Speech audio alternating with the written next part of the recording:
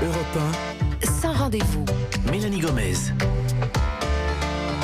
Heureuse de vous retrouver dans Sans Rendez-vous, votre émission santé et bien-être. Nous sommes ensemble comme chaque jour de la semaine jusqu'à 16h. Alors avant de retrouver dans quelques minutes notre invité, le docteur Ariel Toledano, avec qui on va faire un point sur les varices et leur traitement. Bien sûr, c'est le moment du bon conseil du docteur Jimmy Mohamed. Alors aujourd'hui, Jimmy, vous nous parlez de l'arnica.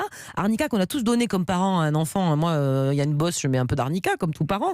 Et vous allez nous parler d'une étude justement qui a étudié son efficacité dans le cas de traumatisme. Comment on procède justement pour prouver l'efficacité d'un traitement, là, en l'occurrence homéopathique? La recherche clinique est à la base de ce qu'on appelle la médecine fondée sur les preuves, l'évidence-based medicine. Et donc, pour savoir si un traitement est efficace, on mène ce qu'on appelle des études thérapeutiques.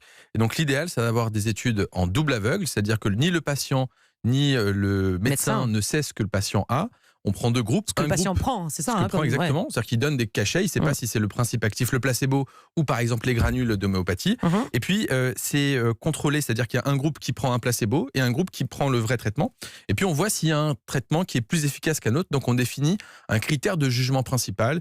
On évite d'en définir 15 derrière sur lesquels on fait des théories.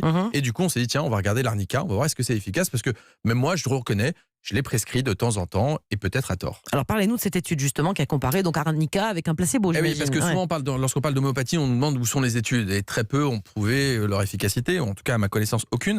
Et donc là, on prend une chirurgie du canal carpien, des patients qui vont être opérés d'un canal carpien. Du poignet, exactement. Et puis on a trois types de patients. Des patients qui vont avoir 7 jours avant et 2 semaines après la chirurgie, soit de l'arnica dosé à 30 CH, c'est-à-dire très dilué, soit de l'arnica un peu moins dilué à 6 CH, soit un groupe de patients qui va avoir du placebo, c'est-à-dire strictement rien. Et on va regarder si ces patients vont avoir moins de douleur, moins d'échymose, et puis secondairement, s'ils ont moins de gonflement ou s'ils vont un peu moins utiliser des médicaments. D'accord. Et à ce moment-là, on regarde qu'est-ce qui se passe. Alors justement, quels sont les résultats de cette étude ? Écoutez, l'arnica n'est pas plus efficace que le placebo, quel que soit le dosage.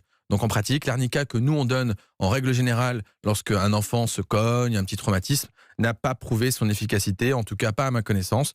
Et donc ça c'est pas plus efficace qu'un bisou magique ou qu'un placebo. Ah, d'accord. Et donc qu'est-ce qu'on peut dire aux patients du coup qui trouvent l'homéopathie efficace quand on l'utilise au quotidien pour son enfant ou autre ? Il y a les faits, il y a les opinions. Certains peuvent penser que le médicament est efficace. Moi je ne dis pourquoi pas. Mais est-ce que vous voulez être soigné ? En tout cas, il n'est pas nocif, ça c'est sûr. Il n'est pas nocif, mais bon, est-ce que vous voulez être soigné par les croyances ou par la science ? La science ne prouve pas. J'ai tendance à préférer la science quand même. Exactement. Et à partir de ce moment-là, l'HAS, la Haute Autorité de Santé, a dit que l'efficacité de l'homéopathie est insuffisante, ce qui conduit à son déremboursement progressif.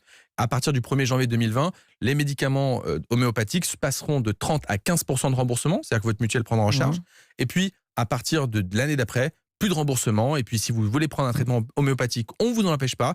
Ça sera toujours en vente, bien évidemment. Exactement, mais ce ne sera pas la collectivité qui paiera pour vous. Merci beaucoup, docteur Jimmy Mohamed, pour toutes ces précisions.